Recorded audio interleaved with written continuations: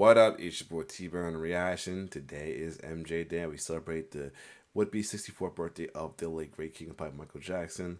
And this one is a part 2 of the most recent one, as possibly a song that Mike is claimed to be ripped off. Although it's not technically ripped off, it's probably inspiration, as we saw in Billie Jean, that the bass lines are kind of like the same, similar, but not exactly the same as well too, because it was studied. It was studied for many other parts of it, and used by many, transferring everything as well too. So it's a good theft. So could be the same situation with PYT. As you say, is PYT just a ripoff too? Let's investigate with Digging the Greats. Let's get it. PYT is one of the best songs on Michael Jackson's Thriller, but it was originally very different. The original version is slower, has completely different words, and the newer version sounds eerily similar to another song. In the process of updating this song, did Michael Jackson rip off somebody else? Today we're diving into the original version of... This is going to be interesting, because if you have heard the demo version of it, it's totally different. And that is the if you not grab Thriller 25, that is what the remix is used for the will.i.am PYT remix. But anyway, let's keep going. PYT, the story behind it, how the version we know came to be, finding the striking resemblance between the record version and another song, and then mixing it all up at the end. So the story goes like this. Quincy and Michael were working on Thriller, and Quincy's wife, Peggy Lipton, had some lingerie with the words "Pretty Young Thing" on it. Quincy thought this was a clever line, and he decided, you know what, I think there's something there. There's gotta be a song. So they had multiple songwriters working on this album, so he set it out to them and said, "Pretty Young Thing, PYT, let's make something out of that." And multiple people got to work making a song called PYT. So Greg Phillinganes, who is an incredible keyboard player and has worked with so many people, he's also all over Thriller. He pairs off with Michael, and they come up with a song that they call PYT, Pretty Young Thing, that sounds like this. I like those lush chords that the vocals are singing. And it's interesting because it's still Greg Phillinganes, so it still sounds like it's on Thriller. That synth bass, the chords happening in there, the chords with the vocals. It sounds like it belongs on Thriller, but it's not the PYT that we know and love. No. And even though it sounds like it should go on Thriller, this was not what Quincy Jones was looking for. He wanted something faster, something with a little more tenderoni, you might say. This demo version has been released in a few different collections, including the Thriller 40 album, which just recently came out, but also in the Thriller 25 as a will.i.am remix. Yep, there you go. For my money, I prefer the original version better because that sounds a lot like 2008, which is when it came out. It's just, I don't know, something more classic sounding about this, and something much more, I don't know, you've heard my vault analogy, right? Where something gets big and then we kind of get tired of it and then we put it in the vault. This is, even though this remix was not that big, the sound, it sounds like 2008. And that sound, that will.i.am sound, this is will.i.am at his peak. That sound, I feel like, is in the vault. And for me, I just prefer the sound of the Thriller album, even though this didn't actually make the album. I want to give a quick thank you. Hold on a second. I'm bad. Let's keep going. Get a Flex a Spot for sponsoring this video. This table in front of me. Hold on. He's doing a sponsorship. We're going to hold off on that.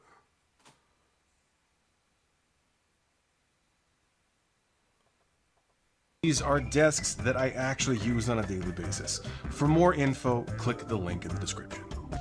Now, there is, of course, another version of PYT, which is the main version that ended up on the record. Because, as you'll remember, Quincy Jones set this prompt, hey, make something with Pretty Young Thing, out to multiple songwriters. One of those songwriters was James Ingram. James brought him a version of PYT, which is basically the version that we know today. Quincy loved it. He said, hey, go home and finish this, add a few more words. And then Quincy also added a few tweaks, like, hey, let's add a chant section, let's add a few other things. So officially, this song is co-written by James Ingram and Quincy Jones. And here, of course, is the record version of PYT.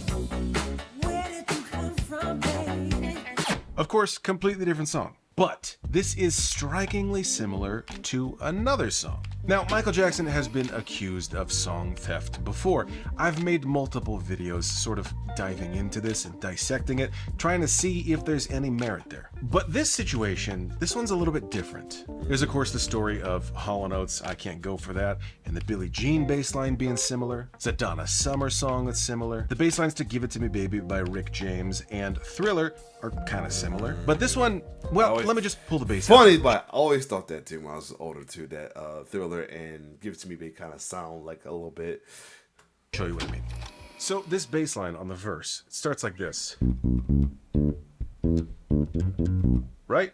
We're basically going up diatonically up a B minor. Diatonically just means the notes that you would expect for the scale. Right? Our second half is dips a little lower, walks back up. And by itself, that's a great line. You might not immediately think that that is ripped off from something. But in looking at the credits, we got Louis Johnson on bass. Of course, he's playing electric. There's also synth bass on there. Greg Fillinganes. And one of the synth players is also one of the people who helped write the song, James Ingram. And James Ingram, just a few years before, had also contributed keys to another song that's pretty similar. So let me play the bass line for you first, adjusted to be in the same key. You tell me if you think they're similar, and then I'll tell you what the song is. Oh, Batman Pajama. Wow. Okay. Notice the similarity. Here's PYT. Here's our mystery song. Wow. Oh, wow. The first parts of those lines are almost identical. And I'm confused on it now. They're so similar. But then the second half, PYT resolves back to that minor chord. And our mystery song resolves to the relative major. Have you guessed the song yet? Yep. She's a bad mama jamma. That is, of course, Bad Mama Jamma by Carl Carlton from 1981, which predates Thriller. Now, is PYT a ripoff of Bad Mama Jamma? No, not at all. Bad Mama Jamma is the same vamp the whole time.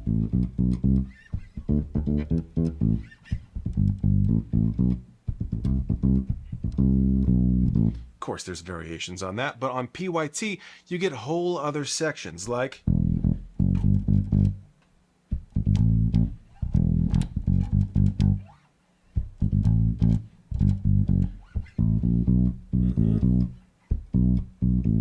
Not to mention the bridge.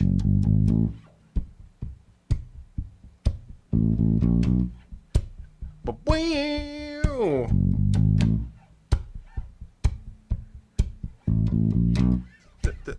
Oh. Beat after me.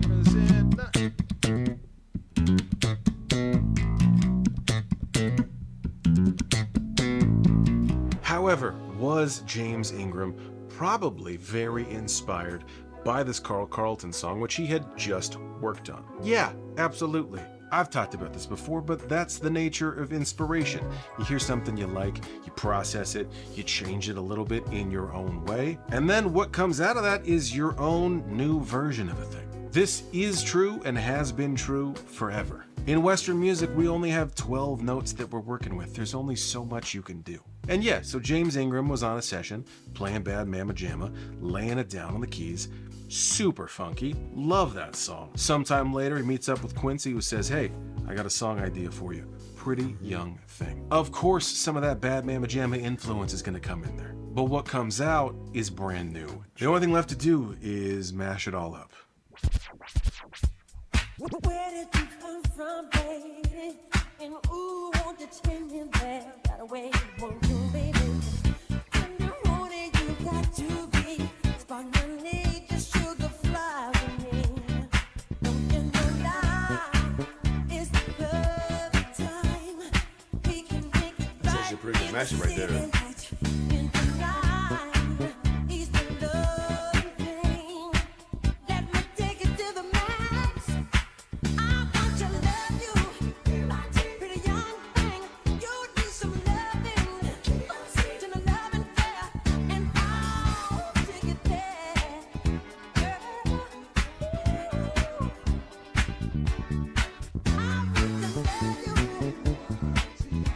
Wow.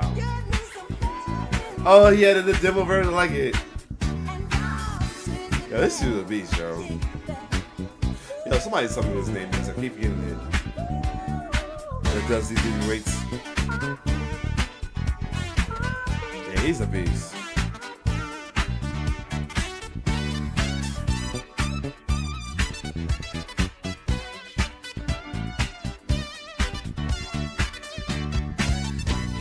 The story of PYT is the story of two competing versions of the same song.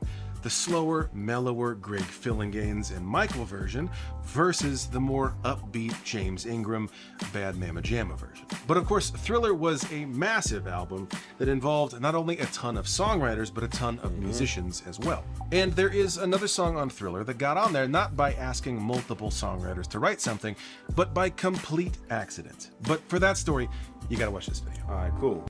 And I did see that one right there, Thriller. I think I did. Let me double check. If I not, I will add that to add that to as well too, though. Let me see. But yeah, this was like another good history lesson right here as well too. Let's see. Maybe I did not. Oh, I guess I got another video to react to. I thought I did this song. All right. Well, I thought I did that. Anyway, all right then. I thought I did that video. Maybe I did not. But other than that, guess got another digging great video to do. But other than that, if you like my reaction, like, share, subscribe my YouTube channel. It's your boy T-Bear signing off. One love.